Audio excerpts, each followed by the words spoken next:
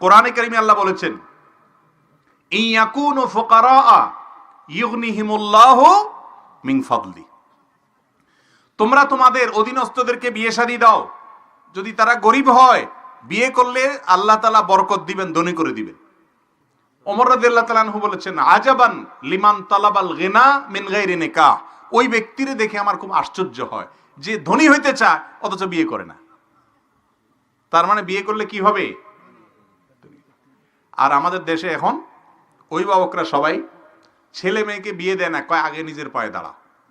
আরে ভাই, সে কি আরেকজনের পায়ে দাঁড়ানো আছে নাকি? বলো যে নিজের পায়ে দাঁড়া। এই নিজের পায়ে দাঁড়ানোর এটা ব্যাখ্যা দিয়ে শেষ করা কঠিন। কারোর মতে মাসে 1 লাখ টাকা কামাইলে তারপরে নিজের পায়ে দাঁড়ানো হলো, কারোর মতে সরকারি একটা চাকরি পাইলে তারপরে নিজের পায়ে দাঁড়ানো হলো। এভাবে করতে করতে বিবাহ দেরি করে। বিবাহ দেরি করলে সমাজে জেনা বাড়বে না কমবে? বাড়বে।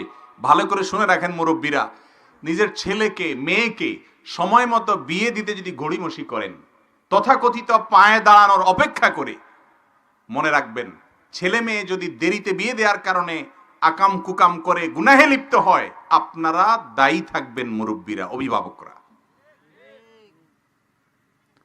অতএব বিয়ে বিলম্ব করবেন না, বিয়েকে সহজ করুন, জেনার পথ বন্ধ হবে।